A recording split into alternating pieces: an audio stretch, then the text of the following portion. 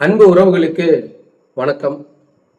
நாஞ்சில் சம்பத் அவர்களை திமுகவினர் தாக்கி சேர் தூக்கி அடிச்சு வெளியில போ அப்படின்னு சொல்லி நிகழ்ச்சியிலேருந்தே வெளியே அனுப்பிட்டாங்க.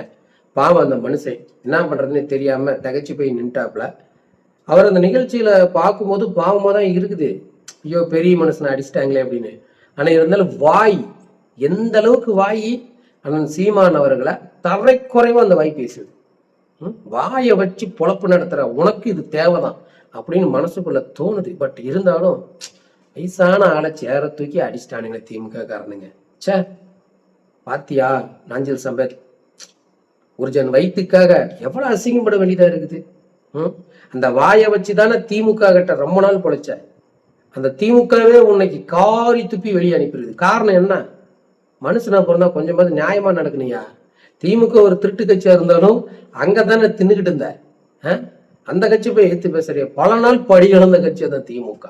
திமுக காரனே உனக்கு ஆரி துப்பிட்டான். சரி விடுங்க, இந்த ஆளையே எவ்வளவு அசிங்கப்படுத்தி அனுப்புனாங்க, என்ன காரணம் அப்படிங்கிறத அந்த நிகழ்ச்சியில பார்க்க போறோம்.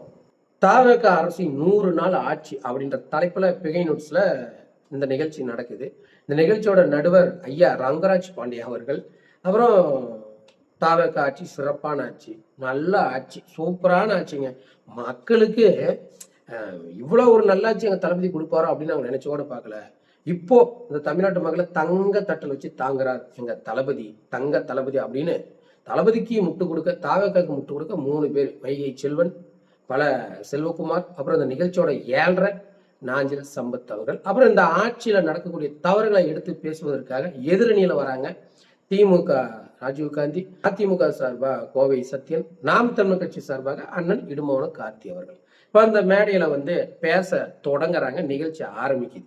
எந்த இடத்துல பிரச்சனையும் ஆரம்பிக்குது அப்படின்னு பாத்தீங்கன்னா, திமுக சார்பா ராஜீவ்காந்தி மேடையில பேச ஆரம்பிக்கும் போது பின்னால் இருந்து ஒரே கூச்சல் சத்தம், அதாவது தவறான வார்த்தைகளை பயன்படுத்தி பேசுறாங்க. யாருன்னு பார்த்தா மேல ஒரு 3 பேர் வந்திருக்கிறாங்க பாத்தீங்களா, தவேகாக்கு ஆதரவா பேசுவதற்காக. அவங்களுக்கு பாதுகாப்பா வந்தா சில்லற தற்கொலைங்க. ஏன் அவங்கள சில்லற தற்கொலைன்னு சொல்றேன்னு பாத்தீங்கன்னா, திமுக சார்பா பேசிட்டு போயிடுவாங்க. அடுத்தது தவேக சார்பா வருவாங்க, பேசிட்டு போவாங்க. அப்ப தவேக சார்பா பேசும்போது கீழே இருந்து அந்த இடத்துல எந்த சத்தமும் வரல. மறுபடி நாம் தமிழர் சார்பா அண்ணன் இடுமானங்காட்சியில் பேசும்போது, தவேக ஆட்சியில் நடக்கிற தவறுகளை எடுத்து பேசும்போது, விஜய் அவர்கள் மீது விமர்சனம் வைக்கும் போது மறுபடியும் அந்த சில்லற தற்கொலைங்க என்ன பண்றாங்கன்னா கூச்சலிடுறாங்க. எந்த மாரி வார்த்தையை பயன்படுத்துறாங்கன்னா, தவறான வார்த்தையை பயன்படுத்துறது. ஒரு ஊடகம் ஒரு நிகழ்ச்சி ஒன்று நடத்துறாங்க, அங்க நீங்க ஒரு பார்வையாளராக போயிருக்கிறீங்கன்னா, உங்களுக்கு அவர் பேசுறது பிடிக்கலன்னா அமைதியா இருக்கணும். ஏன்னா உங்க தளபதி விஜய் மீது எங்க அண்ணன் இடுமானங்காட்சி விமர்சனம் வைக்கிறாருன்னா, இல்ல அப்படியாப்பட்ட தவறு நடக்கல அப்படின்னு மாற்று கருத்து வைக்கிறதுக்கு தான் தவேகால அங்க 3 பேர் உட்காந்துட்டு இருக்காங்க. ஆனா இவனுங்க என்ன பண்றானுங்க, தவேக அரசின் மீது விமர்சனம் வைக்கும் போது, அண்ணன் இடுமானங்காட்சி பேசும்போது கூச்சலிட ஆரம்பிச்சிடறானுங்க. திருநிதி சீமான், ஆமைக்கறி சீமான், விஜயலட்சுமி சீமான் சொல்லி தேவையில்லாத வார்த்தை விட ஆரம்பிக்கிறாங்க. அங்க அண்ணன் இடுமானங்காட்சியும் அதை பெருசா எடுத்துக்கல. நாம எதுக்காக வந்திருக்கிறோம், மக்களுக்காக குரல் கொடுக்க வந்திருக்கிறோம். இந்த தவேக அரசுல என்னென்ன தவறுகள் நடக்குது, மக்களுக்கு இவங்க எப்படிலாம் ஏமாற்றத்தை கொடுக்குறாங்க அப்படின்னு பேச வரும். அதை கரெக்டா பேசிட்டு கிளம்பிடணும். ஏன்னா இவனுங்க என்ன பண்றாங்கன்னா, எதையும் பேச விடாம அந்த நிகழ்ச்சியை குழப்பணும். பேச வரவங்கள கொஞ்சம் டிகரேத்தி விட்டு அப்படியே கொஞ்சம் எல்லாத்தையும் மாத்திரணும், அவங்க பேச தடுமாறணும் அப்படிங்கிறது தான் இவங்களோட நோக்கம். ஏன்னா இவங்க கிட்ட எந்த பதிலும் கிடையாது. தவேகாக்கு எதிராக யார் பேசுறாங்களோ அவங்கள அசிங்கப்படுத்தணும், அவங்க எதை பேசணும்னு நினைக்கிறாங்களோ அதை பேச விடாம தடுக்கணும். அதுதான் இங்க கொள்கை. ஆனா அண்ணன் இடுமான் கட்சி அதுக்கெல்லாம் எந்த இடத்துலயும் வாய்ப்பு கொடுக்க மாட்டாரு. அவர் எதை பேசணும்னு நினைக்கிறாரோ அதை கரெக்டா பேசிட்டு இறங்கிடுவாரு. கீழே இருக்கிற நாம் தமிழர் கட்சி உறவுகளும் இப்படி இவங்க கத்துறானுங்க, சில்லறத்தனமா பேசுறான்னு சொல்லி இவங்களும் சண்டையெல்லாம் போட மாட்டாங்க. கரெக்டா என்ன அண்ணன் இடுமான் கட்சி என்ன சொல்றாரோ அதை கேட்டுட்டு அமைதியா இருந்துருவாங்க. ஆனா திமுக காரன் அப்படி இருப்பானா? இருக்க மாட்டான். அவங்ககிட்ட கண்ட்ரோல் கிடையாது. ஏன்னா அவன் கட்சி ஆரம்பிச்சது கட்ட பஞ்சாயத்துல தான்டா. கருணாநிதி அந்த வேலை தான் அவர் பார்த்தாரு. திமுக ஆட்சிக்கு எதிராக எவனாவது எங்கேயாவது கூட்டம் போட்டாலே கள்ள தூக்கி அடிப்பானுங்க, ஜோடாபாட்டில் தூக்கி அடிப்பானுங்க, இல்லைன்னா கோட்டரப்பாட்டில் தூக்கி பறக்க விடுவானுங்க. அப்படி இருக்கிறப்போ நீ திமுக சார்பாக பேசும்போது உடைச்சல் கொடுத்துக்கிறியா, அவங்க அமைதியா இருப்பாங்களா? அவங்க வெயிட் பண்ணாங்க, எப்ப அடுத்தது நீங்க தாவகார் பேசுவோம், நாம் எப்ப கூச்சல் இடலான்னு. அப்போ ஐயா நாஞ்சில் சம்பத் அங்க வராரு. பேச ஆரம்பிக்கும் போது திமுக காரங்க கூச்சல் போட ஆரம்பிக்கிறாங்க, பேச விடாம தடுக்கிறாங்க. அதாவது மேலே ஏறி ஒரு 2-3 நிமிஷம் தான் இருக்கும், அப்பயே வந்து அவர் கோவத்தை கிளறி விட்டுறாங்க திமுக காரங்க. ஏன்னா இவங்க சார்பா ராஜீவ்காந்தி பேசும்போது கீழே இந்த தற்கொலைங்கெல்லாம் கத்துறானுங்கல்ல, அப்ப அவங்க சளைச்சுவீங்களா, அவங்களும் கூச்சல் போட போட அதுல ரொம்ப கோபம் அடைஞ்சிடறாரு நம்ம பழக்கட்சி பறந்தாமே நாஞ்சில் சம்பத்குமார். என்ன பண்ணிடுறாருன்னா, கோபத்துல என்ன பண்றது தெரியாம மிக மோசமான வார்த்தைய அந்த நிகழ்ச்சியிலேயே பேசிடுறாரு. தேவ் மௌனுங்க அப்படின்ற மாரி பேசணும்னா இவங்களுக்கு கோபம் வந்துருச்சு.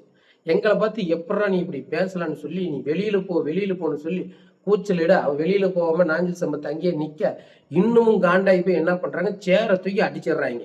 பெரிய போர்க்குளம் மேடையெல்லாம் ஏற ஆரம்பிச்சிடுறாங்க. காவல்துறையெல்லாம் உள்ள வந்துருது. அப்புறம் அந்த நிகழ்ச்சி நடத்துறாங்க பார்த்தீங்களா, அவங்க காவலர் இருப்பாங்க, அவங்களும் எல்லாம் உள்ள வந்துடுறாங்க. உள்ள வந்து ஓரளவுக்கு எப்படியாவது சமாளிச்சு அவரை வெளியில கொண்டு போகணும் முயற்சி பண்றாங்க. அதுல குறிப்பா அண்ணன் இடுமாவனம் கார்த்தி, அவரும் நாஞ்சில் சம்பத்துக்கு ஏதோ அடிக்கடி பற்ற போது, வயசான காலத்துல மனுஷன் பாவம் என்னமோ வாயை வச்சு பொழைக்கிறான் போல, அவருக்கு மனசு கேட்கலையாட்டுங்குது. அவரும் போய் நாஞ்சில் சம்பத்து மேல எந்த அடியும் படாம கொஞ்சம் பாதுகாப்பா நவுத்தி விட்டுறாங்க. அப்புறம் நாஞ்சில் சம்பத் அவர்கள் அந்த நிகழ்ச்சி நடத்துறாங்க பார்த்தீங்களா, அந்த காவலர்கள் கூட்டிட்டு போய் ஒரு ரூம்ல தங்க வச்சிடுறாங்க. நிகழ்ச்சி எல்லாம் முடியட்டும், எல்லாரும் கிளம்பி போகட்டும், ஒருத்தர் கூட இருக்க வேண்டாம், அதுக்கப்புறம் நாஞ்சில் சம்பத்தை பார்சல் பண்ணி வெளியே அனுப்பிடலாம் அப்படின்னு அந்த நிகழ்ச்சி நடத்துறவங்க நினைச்சிட்டாங்க போல. அந்த நிகழ்ச்சி எல்லாம் முடிஞ்சதுக்கு அப்புறமேட்டு எல்லாம் கிளம்புனதுக்கு அப்புறம், அதுலயும் குறிப்பா திமுக எல்லாம் போயிட்டாங்களா அப்படின்னு பார்த்ததுக்கு அப்புறம் தான் நாஞ்சில் சம்பத்தை வந்து ஒரு தனி கார் வச்சு அனுப்பிடுறாங்க. இதெல்லாம் தேவையா? காசு கொடுக்குறாங்களே அப்படிங்கிறதுக்காக நீ மேடையில எதை வேணாலும் பேசுவீங்களா? இல்லைங்க, நான் தொடர்ச்சியாவே பாருங்களேன், ஒவ்வொரு விவாத மேடையிலையுமே யார் விஜய்க்கு எதிராக விமர்சனம் வைத்தாலும், அதாவது தவறா இல்லை, இவங்க ஆட்சியில் அந்த 100 நாள் என்ன தவறு நடந்ததோ அதை தான் எடுத்து பேசுறாங்க. அதுக்கே இவங்களுக்கு பொறுக்கிறது இல்லை, தனியா ஒரு கூட்டத்தை கூட்டிட்டு போயிருக்கிறானுங்க.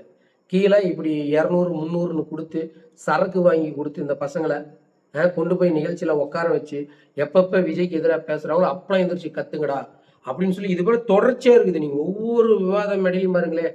இதுவே தாவேக ஆட்சிக்கு முன்னால பாத்தீங்கன்னா இந்த திமுக சலசலப்பு ஏற்படுத்துவானுங்க.